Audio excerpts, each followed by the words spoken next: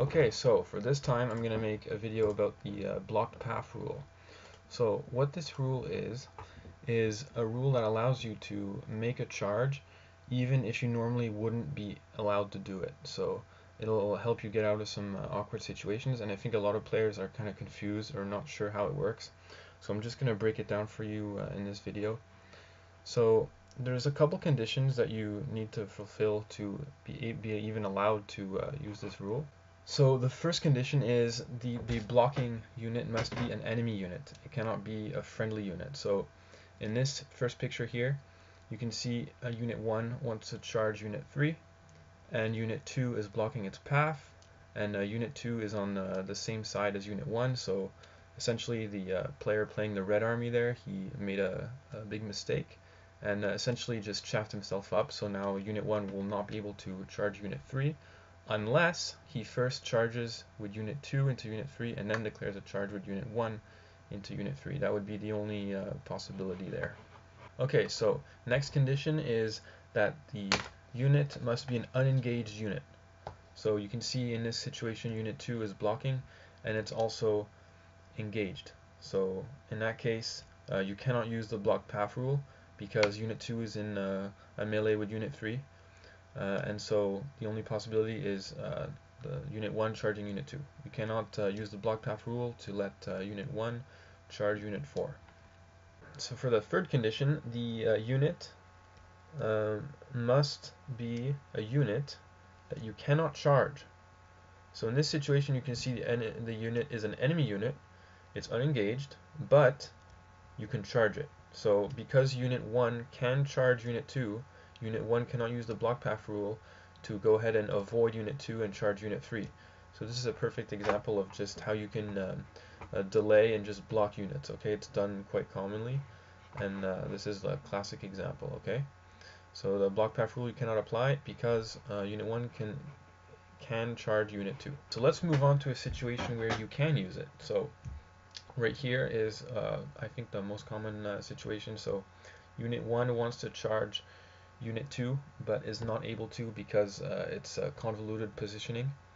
So you can see if Unit 1 wants to go charge Unit 2, then it doesn't have the space because Unit 3 is in its way. But at the same time, Unit 2 cannot rotate to a line because Unit 3 is blocking. And if it tries to charge Unit 3, then Unit 2 is in the way. And then Unit 3 cannot rotate because Unit 2 is blocking. Okay, so it's like a little triangle formation. So this is a case where if Unit 1 wanted to charge Unit 2, for example, Unit 2 is an enemy unit, Unit 2 is unengaged, and Unit 1 cannot charge Unit 2 because of the positioning. Okay, so because those three conditions are true, we can go ahead and use the block path rule. And the way the block path rule works is that you move straight forward with Unit 1 up to its charge range, so 2d6 plus your advance, and then Unit 2 would perform a combat reform. So you'll see in the next picture what that looks like. So Unit 1 moves straight forward, contacted Unit 2, and then Unit 2 was able to do a combat reform to align with Unit 1, and Unit 3 didn't move at all. Okay, so that's how the block path rule works in a nutshell. So there's different conditions for like restrictions on how you reform, but that's essentially how the rule works. So now that we understand how the rule works, how can we use this rule to our advantage in certain specific situations in the game? So I'm going to show you this following situation, and it's essentially a way of blocking a unit from charging anything. Okay, so here we'll move on to this picture. Okay, so here is the following situation. So ignore the unit of light cavalry to the right there, the unit of Empire Knights, and just focus on what's going on here. So we have 3 Knights of the Sun Griffin fighting those 5 Knights of Chaos, and then above we have a unit of Chaos Knights in that following position. So what the Empire player has done is a very, very sneaky move. Now what he's done is he's placed those light cavalry in such a position that the Chaos Knights at the top of the image cannot charge anything. And I'm going to explain to you how it cannot charge anything. Well, you see, the most important thing to understand is you cannot use the block path rule on any of these 2 Empire units, and we're going to get into why. So let's say the Chaos Knights want to charge the Knights of the Sun Griffin. Well, first we got to look at the blocking unit and see if it fulfills the conditions we talked about earlier. So let's take a look at that. So is it an enemy unit? Yes, it is. Is it unengaged? Yes, it is. And can we charge the unit of light cavalry?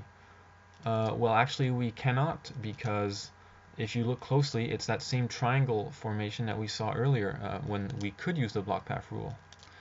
So if the Chaos Knights try to wheel, they will hit the Knights of the Sun Griffin, and they will not be able to close the door with the light cavalry. So the light cavalry will be forced to rotate to close the door, but they cannot rotate because of the Knights of the Sun Griffin are blocking them. So the Knights of the Sun Griffin are blocking both units from essentially aligning towards each other. So all 3 conditions are fulfilled. So what we have here is normally we would be allowed to use the block path rule. Okay, so let's try and use it. So the way it works is they would move, the Chaos Knights would move straight forward up to 2d6 plus their advance rate, so they're gonna definitely hit those Knights of the Sun Griffin. And then the Knights of the Sun Griffin perform a combat reform to align to the Chaos Knights. But if you know the rules for combat reforming, you'll know that combat reforming, you cannot take enemy models out of combat.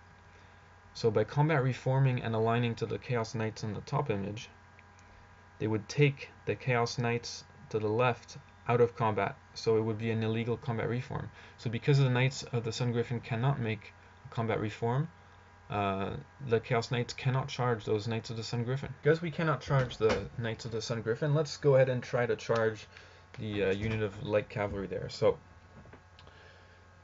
first we have to check if the Knights of the Sun Griffin, which are the blocking unit, we have to check if they fulfill the 3 conditions. So let's see if it's an enemy unit. Are the Knights of the Sun Griffin an enemy unit? Yes, they are. Second condition, are they unengaged? No, they are not. They are engaged in combat, and therefore the block path rule cannot be used. And because of the geometry you can see there on the image, the Knights of Chaos cannot wheel enough to clear the Knights of the Sun Griffin, and therefore will not be able to charge the unit of light cavalry. And even the unit of light cavalry cannot rotate to close the door because the Knights of the Sun Griffin are blocking. So there you go, guys. I hope you learned something about the block path rule, and hopefully you can watch out for that tricky situation there, and you'll be able to exploit it. So I know it's been a while since the previous video, but I took a lot of time to you know, organize some events, getting ready for 2.0 release in the fall, and just keep painting the rest of my army. So what you're gonna see is more content coming on this channel. I'm going to show you guys what I've done so far for getting my army ready, how I painted it and prepared it, and also some content for the 2.0 edition of the rules in the future.